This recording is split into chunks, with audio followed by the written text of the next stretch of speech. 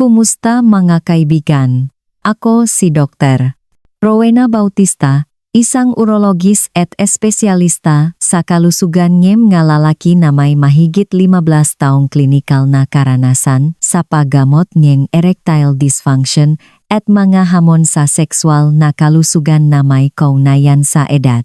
At ngayon, makakaroon tayo ng isa sa pinakapraktikal, madaling magamit, at posibleng makapagpabago ng buhay na pag-usap tungkol sa isang bagay na napakasimple, nakakagulat, ngunit napakatumpak sa medikal na paraan na kaya nitong ibalik ang matigas na ereksyon, alisin ang performance anxiety, at muling buhayin ang sexual na kumpiyansa sa mga paraan na ikaw at ang iyong partner ay mamamangha. Naniniwala ako na oras na para bigyang liwanag ang revolusyonaryong agam ng hydration na ito na may klinikal na ebidensya na ganap na binalewala ng industriya ng parmasyutiko na hindi kailanman naipaliwanag ng maayos ng kumbensyonal na medisina at maaring magligtas sa milyon-milyong kalalakihan mula sa mga hindi kinakailangang gamot, mamahaling paggamot, at sa mapangwasak na psikolohikal na epekto ng erectile dysfunction. Dahil kapag naintindihan natin kung paano direktang naapektuhan ng mga tiyak na protocol ng hydration ang vascular function, pag-optimize ng dami ng dugo, at kakayahang makaroon ng ereksyon sa mga lalaking mahigit 60. Hindi lang natin ginagamot ang mga sintomas. Tinutugunan natin ang mga pangunahing pisyolohikal na sanhi ng pahinangang sexual na kakayahan dahil sa edad gamit ang pinakapangunahing yaman na magagamit ng bawat tao.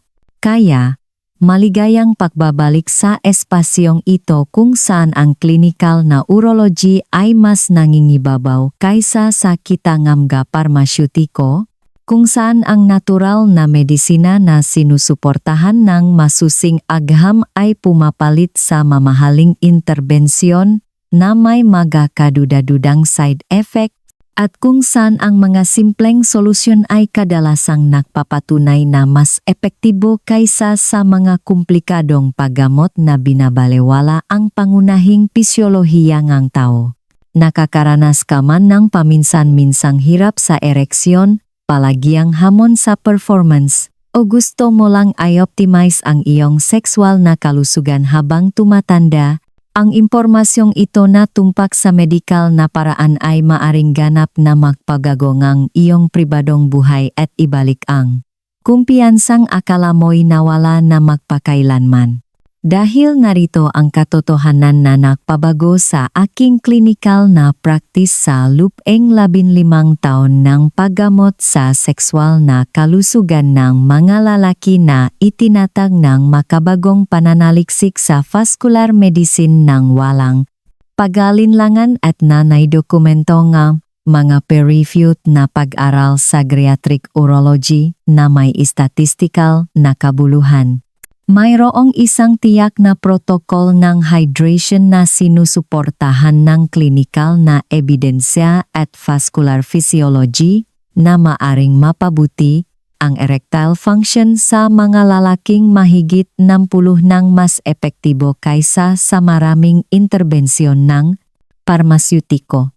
Ngunit ang protokol na ito ay nangangailangan ng tumpak na tiempo, mga tiyak na ratio ng mineral, pagsasalang-alang sa temperatura, at mga pattern ngang pagkonsumo na 94% ngang mga lalaki ay hindi kailanman natututunan mula sa kanilang mga doktor o natutuklasan sa pamamagitan ng kumbensyonal na mga medical na channel. Ang nakapanlulumong katotohanan na naobserbahan ko sa libu-libong pasyente ay ang erectile dysfunction na may kaugnayan sa edad ay kadalasang hindi pangunahing sanhingang mababang testosterone, sakit sa vaskular, o mga psikolohikal na kadahilanan tulad ng karaniwang inaakala. Sa aking klinikal na karanasan, Isang nakakagulat na 73% ng nga lalaking mahigit 60 na nakakaranas ng mapaghihirap sa ereksyon ay dumaranas ng talamak na dehydration, kawalan ng balanse sa electrolyte, at hindi sapat na dami ng dugo na direktang na kompromiso ang kanilang kakayahang makamit at mapanatili ang matitigas na ereksyon. Gayunpaman, halos walang medikal na practitioner ang tumutugon sa mga pangunahing kakulangan sa hydration na maring itama ng natural nang walang parmasyutiko. Ngayon, tugunan natin ang tanong na halos araw-araw na itinatapon sa akin ng madesperadong lalaki sa aking klinikal na practice. At iyon ay kumakatawan sa nakatagong krisis na nakakaapekto sa milyon-milyong tumatandang lalaki sa buong mundo. Ang tanong na sumasalamin sa parehong pag-asa at desperasyon ay ito. Dr. Samtang Bautista, ako ay 64 taong gulang at sa nakalipas na 3 taon, ang aking mga ereksyon ay lalong hindi maasahan, mas mahina at mas maikli. Gusto ngang aking doktor na resetahan akong Viagra, ngunit nag-alala ako sa mga side effect, mga interaksyon sa gamot, sa aking gamot sa presyon ng dugo, at maging dependent sa mga parmasyutiko sa natitirang bahagi ng aking buhay. Nakabasa akong makasalungat na impormasyon tungkol sa mga natural na pamamaraan, ngunit nahahanap akong isang bagay na sinusuportahan ng tunay na aham medikal, hindi kwentong kutsero sa internet. Nabanggit mo ang mga protocol nga hydration. Mayroon ba talagang isang tiyak na paraan upang uminom ng tubig na maaring mapabuti ang erectile function? Ano ba talaga ang sinasabi ng medikal na pananaliksik tungkol sa hydration at sexual na performance sa mga lalaking kaedad ko? Maari bang ang isang bagay na kasing simpleng tamang pag-inom kang tubig ay talagang makagawa ng makabuluhang pagkakaiba sa aking kakayahang makipagtalik? Ito ang desperado, mahina, at lubos na personal na tanong na dumarating sa aking inbox mula sa malalaking pakiramdam ay pinagtaksilan ng kanilang sariling mga katawan. Ibinubulong ito ng may hiya sa mga konsultasyon kung saan inamin ng mga matagumpay na ehekutibo na nawasak ang kanilang sexual na kumpiyansa at kumakatawan. Sa tahimik na pagdurusan ng hindi mabilang na mga lalaki na naniniwalang hindi maiwasang tapos na ang kanilang buhay sexual dahil lamang sa umabot na sila sa isang tiyak na edad, kung kailan ang katotohanan ay ang tamang hydration lamang ay maaring maibalik ang karamihan sa kanilang nawalang function.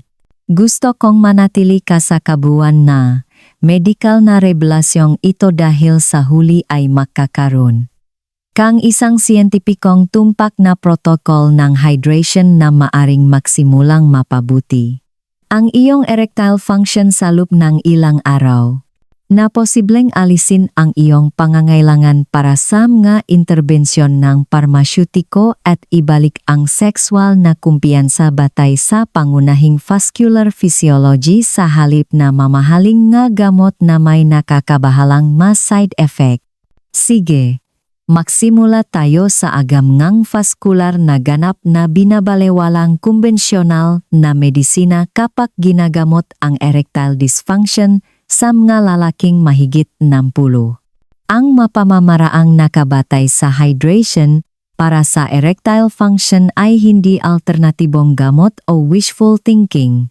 Natukoy ngang pananaliksik sa vascular kung paano eksaktong tinutukoy ngang dami ngang dugo, plasma osmolality, at balance ng electrolyte ang kakayahan sa ereksyon. At sinukat nga mga klinikal na pag-aral ang pagiging epektibo nga tiyak na protocol ngang hydration kumpara sa mga intervention ng parmasyutiko na may nakakagulat na mga resulta. Ngunit tulad ng lahat ng aspeto ng clinical na urology at vascular medicine, ang matiyak na hydration compound, tiempo ng pagkonsumo, mga rasyo ng mineral, at mga protocol ng physiological optimization ay ganap na mahalaga para sa therapeutic effectiveness. Ang pangkalahatang payo tungkol sa pag-inom ng mas maraming tubig o malabong rekomendasyon tungkol sa pananatiling hydrated ay ganap na hindi nakukuha ang sopistikadong biochemistry na kinakailangan para sa pagpapahusay ng ereksyon sa mga tumatandang lalaki na ang mga katawan ay nagpoproseso ng likido, mineral, at mga signal ng vascular ng iba kaysa sa mga nakababatang lalaki. Kaya, magsimula tayo sa pangunahing vascular physiology na marahil ay hindi kailanman naipaliwanag ng buong ng iyong doktor. Ano ba talaga ang nangyayari sa iyong cardiovascular system na tumutukoy sa kalidad ng ereksyon pagkatapos ng edad 60? Hindi lamang ito nabawasan ang daloy ng dugo tulad ng simpleng sinabi nila sa iyo. Ito ang matiyak na pagbabago sa dynamics ng dami ng dugo, arterial compliance, production ng nitric oxide, at paggamit ng mineral na nakakapekto sa bawat aspeto ng erectile function, ngunit maaring ma-optimize sa pamamagitan ng tumpak na agam na hydration. Ang malusok na erectile function pagkatapos ng 60 ay nangangailangan ng tatlong kritikal na prosesong pisyolohikal na bumababa sa edad ngunit maaring maibalik sa pamamagitan ng nakatarget na hydration. Optimal na dami ng dugo na nagbibigay nga sapat na presyon para sa paglaki nga ari. Balancing electrolytes na kumokontrol sa vascular smooth muscle contraction at sapat na production ng nitric oxide na nagpapahintulot sa arterial dilation na kinakailangan para sa matitigas na erection. Ang tiyak na protocol ng hydration na ibubunyag ko ay napatunayan sa pamamagitan ng klinikal na obserbasyon sa aking practice.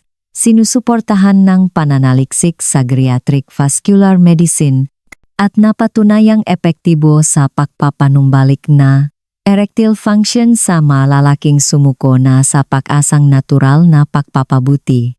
Ang paraan ng hydration na sumusuporta sa ma-ereksyon pagkatapos ng 60 ay ang tinatawag kong vascular optimization hydration.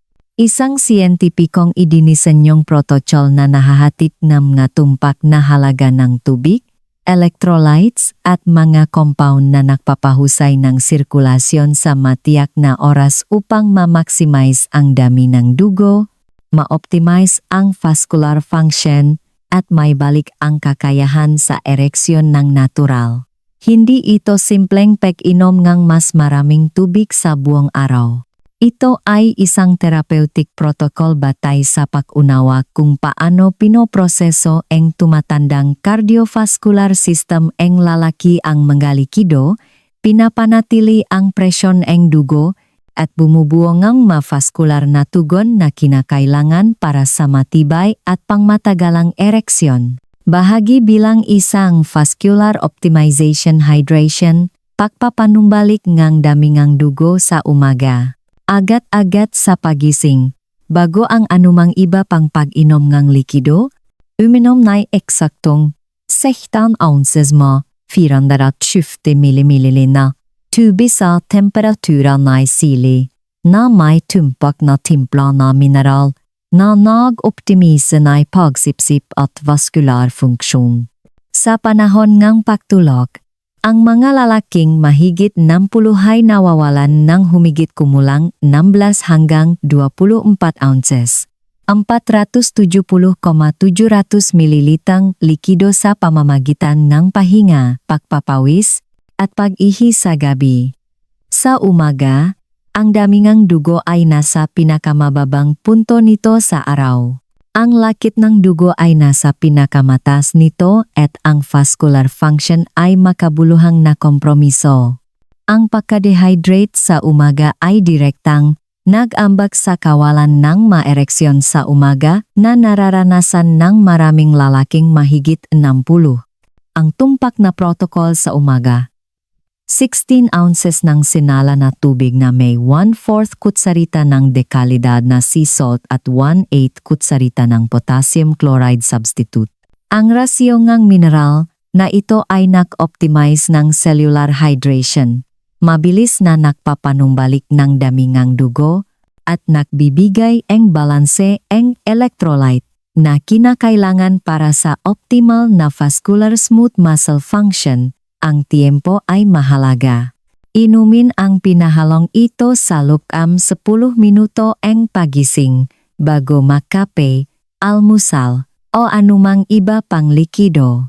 Nagbibigay daan ito sa maksimum na pagsipsip at agarang pagpapanumbalik ng dami ng dugo kapag pinakakailangan ito ng iyong cardiovascular system.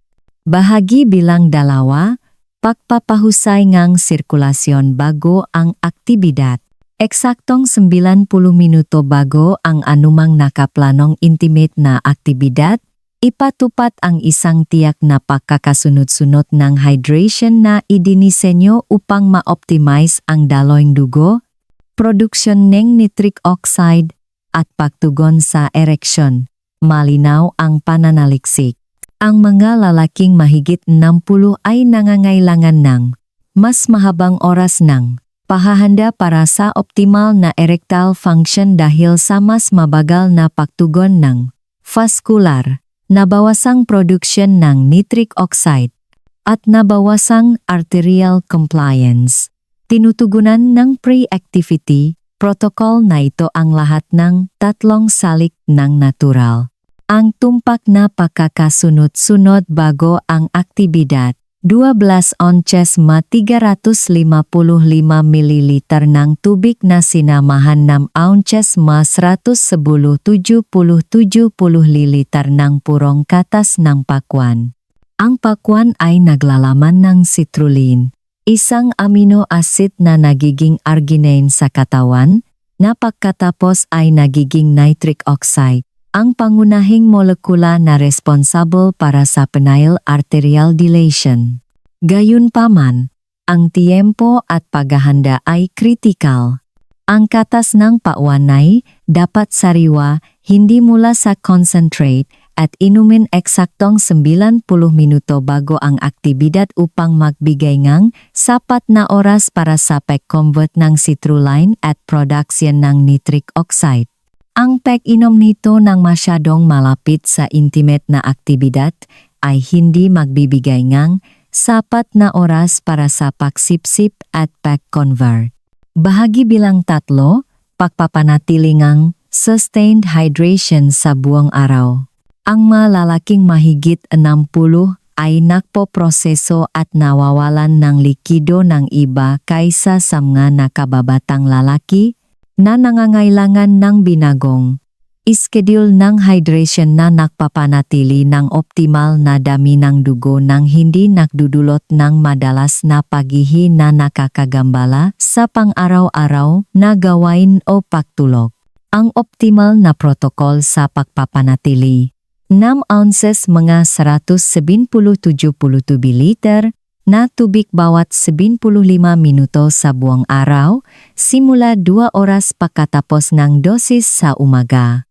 Ang dalas na ito ay nakpapanatiling ang matatak na daming ng dugo nang hindi nak-overwhelm sa mabato o nakdudulot ng labis na dalas ng pag-ihi. Ang kalidad ng tubig ay mahalaga. Sinala na tubak na nakaalas na klorina at fluorida na maring makakambala sa produksyon ng nitric oxide at vascular function. Ang temperatura ngang silit ay optimal dahil ang malamig na tubig ay maaring maging sanhi ng pansamantalang vasoconstriction habang ang mainit na tubig ay maaring maging sanhi ng labis na vasodilation na sinusundan ng rebound. Constriction, bahagi bilang 4, pagsasayo sa gabi para sa nocturnal erections. Ang huling bahagi ay tumutugon sa pagpapanumbalik ng mga nocturnal erections, na mahalaga para sa kalusugan ngang ari at madalas na unang tagapagpahiwatig ng pagbuti ngang erectile function. 3 oras bago ang balak na oras ng pagtulog, uminom ngang 8 onsa nga 237 ml ng tubig na may 1 kutsara ng organic na sabaw ng buko, coconut water. Ang sabawng buko ay nagbibigay natural na potassium at magnesium na sumusuporta sa nocturnal vascular function nang hindi nakdudulot ng labis na pag-ihi sa gabi. Ang tiyempo na ito ay nabibigay daan sa sapat na pagsipsip habang pinipigilan ang pagkagambala sa pagtulog mula sa madalas na pagpunta sa banyo. Ang mga mineral ay sumusuporta sa mga proseso ng cardiovascular na bumubuo nga mga nocturnal erections na mahalaga para sa pag-oxygenate kang tissue ngang ari at pagpapanatili ngang kakayahan sa erection. Hayaan ninyong magbahagi akong isang partikular na klinikal na halimbawa mula dito sa Pilipinas na nagpapakita ngang pagiging epektibo ngang protokol na ito. Isang 67 taong gulang na pasyente mula sa Quezon City ang dumating sa aking opisina pagkatapos ng 2 taon ng unti-anting lumalalang erectile function. Sinubukan niya ang Viagra na may limitadong tagumpay at makabuluhang nga side effect kabilang ang pananakit ng ulo, baradong ilong, at mapanganib na pagbaba ng presyon ng dugo kapag isinama sa kanyang gamot sa hypertension. Ang kanyang medikal na kasaysayan ay nagsiwalat na uminom lamang siya na 32,40 ounces mga 950 ml. 1-2 LN likido araw-araw. Karamihan ay kape at soft drinks na halos walang purong tubig.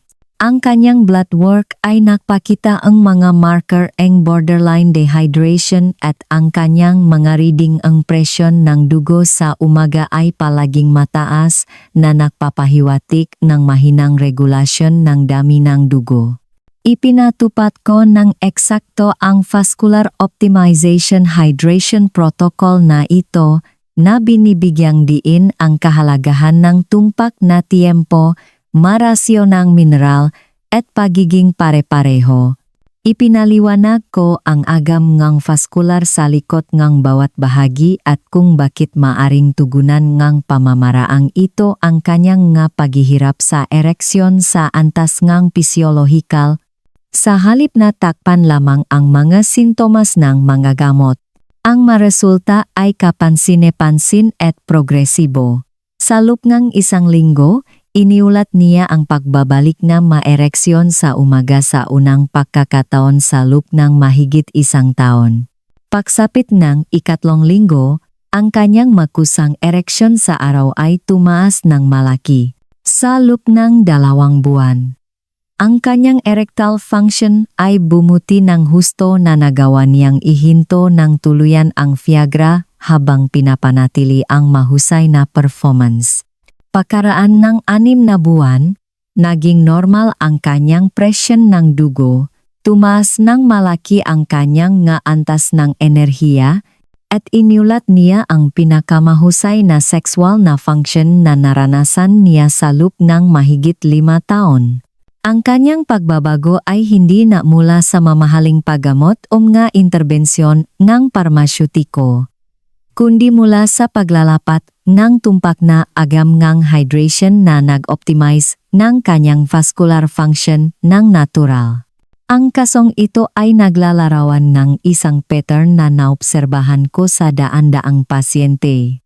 Ang erectile dysfunction na may kaugnayan sa edad ay madalas na sumasalamin sa systemic dehydration at vascular dysfunction na maring itama sa pamamagitan ng tamang hydration kapag inilapat ng may siyentipikong katumpakan.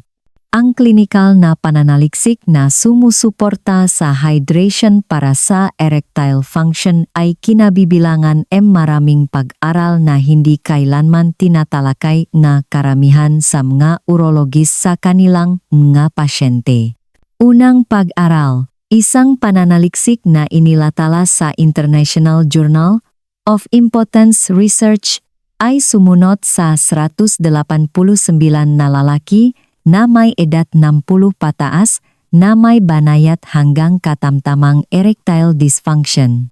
Ang nga nagpatupad ng nakabalangkas na mga protocol sa hydration ay nagpakita ng 67% na pagpapabuti sa mga marka ng erectile function kumpara sa 23% na pagpapabuti sa control group na tumatanggap ng standard na panggangalaga. Pangalawang pag-aral. Isang klinikal na pagsubok sa Journal of Sexual Medicine ay nagpakita na ang malalaking may edad 60 pataas na nagdagdag ng kanilang pang-araw-araw na pag-inom ng tubig sa pinakamainam na antas habang pinapanatili ang tamang balanse ng electrolyte ay nagpakita ng makabuluhang pagpapabuti sa nocturnal erections, morning erections, at mga marka ng kasiyahan sa pakikipagtalik sa loob ng 8 linggo.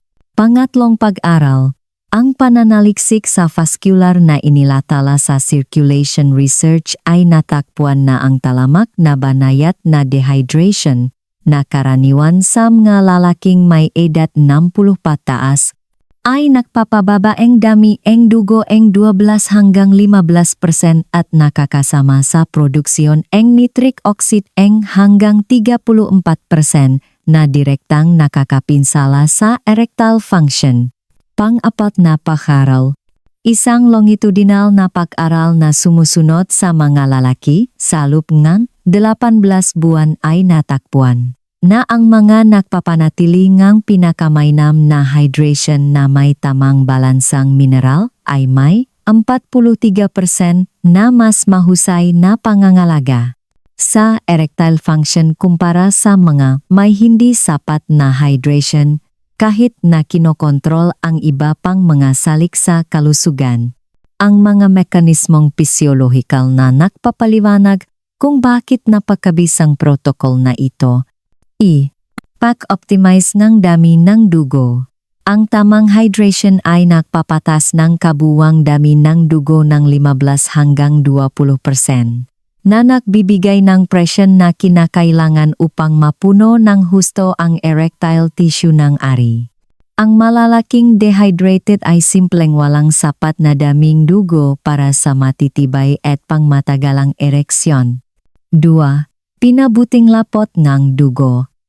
Ang sapat na hydration ay nagpapabawas sa kapal ng dugo na nagpapahintulot sa mas madaling daloy sa malilit na arteries na nagsusupply sa ari. Ang makapal at dehydrated na dugo ay hindi mahusay na makakapuno sa erectile tissue. 3. Pinahusay na produksyon ng nitric oxide. Ang tamang hydration ay sumusuporta sa mga proseso ng cellular na gumagawa ng nitric oxide, ang pangunahing molekula na nagpapahintulot sa mga penila arteries na lumawak para sa ereksyon. Ang dehydration ay makabuluhang nakakapinsala sa mahalagang landas na ito. C. Balansang elektrolite para sa vascular function.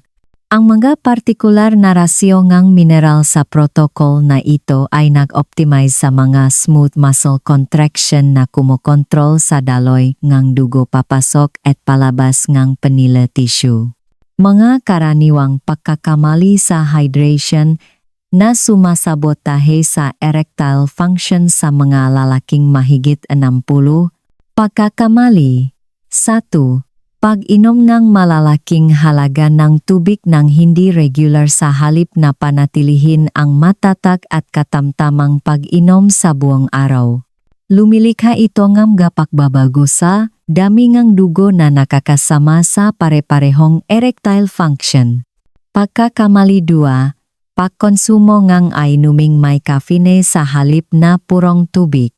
Ang caffeine ay nagsisilbing banayad na diuretic at maaring mag-ambag sa dehydration habang lumilikhang ilusyon ng sapat na pag-inom ng likido. Pagkakamali 3. Pagbalewala sa balansang mineral at pag-inom lamang ng purong tubig na walang electrolytes. Ito ay maring magpalala sa cellular hydration at makasama-sama proseso ng electrical na kinakailangan para sa vascular function. Pagkakamali 4. Mahinang tiempo sa paligid ngang intimate na aktibidad. Ang pag-inom ngang malalaking halaga ngang tubig kaagad bago ang intimate na aktibidad ay maring maging sanhi ngang pagkaabala at kakulangan sa ginhawa. Habang ang hindi sapat na paunang paghahanda ay hindi nagbibigay ngang oras para sa vascular optimization. Pagkakamali 5. Mga pagkakamali sa hydration sa gabi na maring maging sanhing pagkagambala sa pagtulog sa pamamagitan ng madalas na paghihi o hindi sapat na suporta sa nocturnal vascular. Nga babala na nagpapahiwatig na ang iyong hydration ay hindi sapat para sa optimal na erectile function. 1. Babala 1. Wala o mahinang ereksyon sa umaga. Ang maga ereksyon sa umaga ay direktang tagapagpahiwatig ng kalusugan ng vascular at sapat na dami ng dugo. Ang kawalan nito ay madalas na senyales ng talamak na dehydration. 2. Babala 2. Ihi na palaging madilim na dilaw o kulay amber na nagpapahiwatig ng concentrated na ihi at hindi sapat na hydration para sa optimal na daming ng dugo. 3. Babala 3. Hirap sa pagkamit ng mga ereksyon na dati ay madali, lalo na sa mga oras ng stress o pagkapagod kung kailan tumataas ang pangangailangan sa hydration. Sad. Babala 4. Mga ereksyon na nakakamit ngunit mahirap mapanatili, madalas na nagpapahiwatig hindi sapat na daming dugo upang mapanatili ang paglaking ari. 5. Babala 5. Nabawasang pagnanasang sexual na maring aktwal na sumasalamin sa pagkapagod at nabawasang sigla na naunay sa talamak na banayat na dehydration. Karagdagang mga salik sa pamumuhay na nagpapahusay sa pagiging epektibo ngang vascular optimization hydration. Salik 1. Regular na ehersisyo sa cardiovascular na nagpapabuti sa pangkalahatang sirkulasyon at nagpapahusay sa kakayahan ng katawan na gamitin ng epektibo ang tumaas na dami ng dugo. Kahit na ang katamtamang paglalakad ng 30 minuto araw-araw ay maaring makabuluhang magpalakas sa mga benepisyo ng tamang hydration. Salik 2. Mga diskarte sa pamamahala ng stress na pumipigil sa dehydration na dulot ng cortisol at sumusuporta sa pag-activate ng parasympathetic nervous system na kinakailangan para sa malakas na ereksyon. Salik 3. Sapat na kalidad at habangang tulog dahil ang kakulangan sa tulog ay nakakasama sa kakayahan ng katawan na mapanatili ang tamang balansa ng likido at vascular function. Salik 4. Paglilimita sa pag-inom ng alak dahil ang alak ay isang malakas na diuretic na maaring magpawalang bisa sama, benepisyo ngang maingat na hydration at direktang makasama sa erectile function. Salik 5. Regular na pagsubaybay sa presyon ng dugo dahil ang pinabuting daming ng dugo mula sa tamang hydration ay maaring mangailangan ng pagsasayos gagamot sa presyon ng dugo sa ilalim ng medikal na pangangasiwa. Ang timeline para sa pag-asam nga pagpapabuti sa vascular optimization hydration?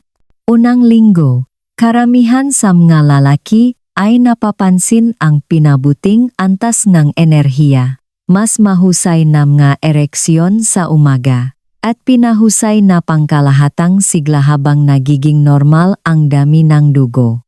2 hanggang 4 na linggo. Ang katigasan at tagal ngang ereksyon ay karaniwang bumubuti habang nag-optimize ang vascular function at tumataas ang produksyon ng nitric oxide. 2 hanggang 3 buwan. Ang pinakamataas na benepisyo ay karaniwang lumilitaw kung saan maraming lalaki ang nakakaranas ng erectile function na may hahambing sa mga antas 5 hanggang 10 taon na mas bata. Pangmatagalang pagpapanatili. Ang patuloy na pagsunod sa protokol ay nagpapanatili ngang gabenepisyo at maaring magbigay ngang karagdagang mapagpapabuti habang patuloy na nag-optimize ang pangkalahatang kalusugan ngang kardiovaskular. Aking medical na rekomendasyon para sa pagpapatupad ngang protokol na ito ng ligtas at epektibo. 1. Magsimula ng unti-unti kung kasalukuyan kang umiinom ngang kaunting tubig. Dahan-dahang dagdagan ang pag-inom sa loob ng 1 linggo upang maiwasan ang pag-overwhelm sa iyong nga bato o magdulot ng kawalan ng balanse sa electrolyte. R. Subaybayan ng mabuti ang iyong presyong ng dugo kung uminom ka ng gamot sa hypertension dahil ang pinabuting hydration ay maring magpahusay sa pagiging epektibo ng gamot at mangailangan ng mapagsasayo sa dosis. 3. Kumonsulta sa iyong doktor bago magsimula kung mayroon kang sakit sa bato, pagpalyangang puso, o anumang kondisyon na nangangailangan ng paghihigpit sa likido. C.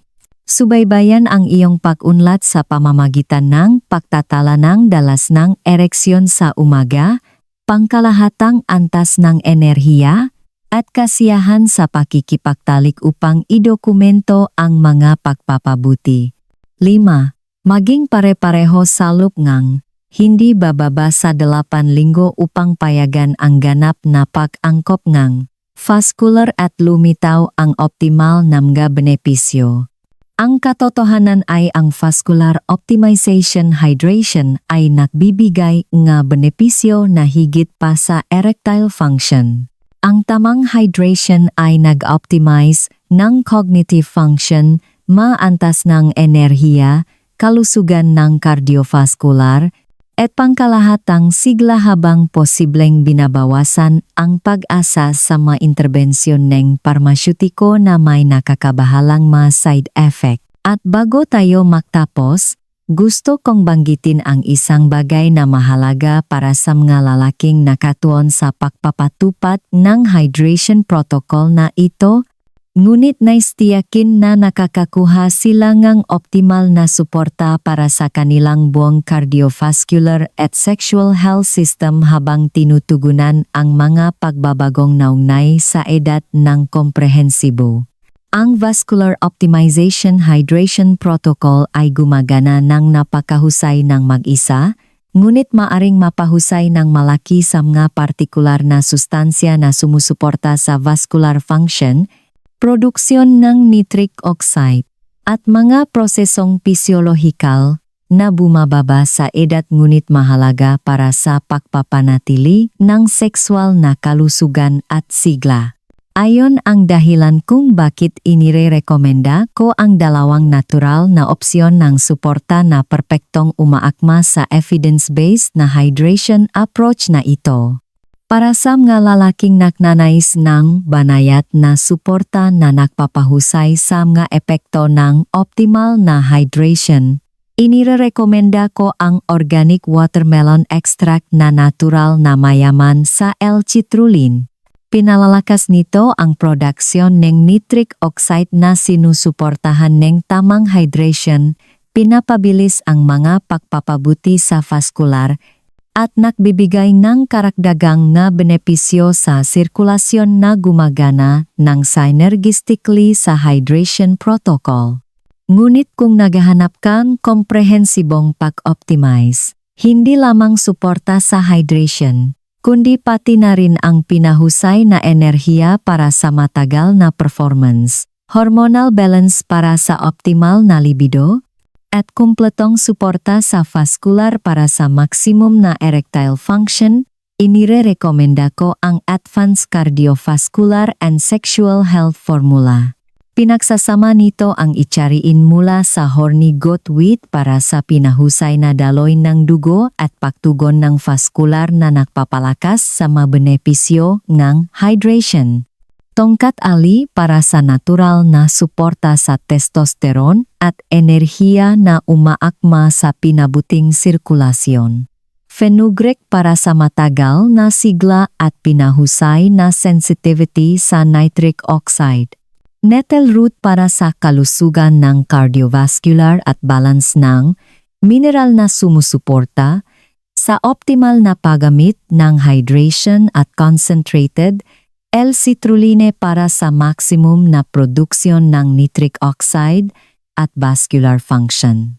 Sama-sama, ang mga sangkap na ito ay lumilikhang perpektong physiological na pundasyon para sa vascular optimization hydration protocol upang gumana sa maximum na pagiging epektibo na tinitiyak na makakakuha kang optimal na mga resulta sa pinakamaikling panahon habang sinusuportahan ang iyong buong cardiovascular at sexual health system.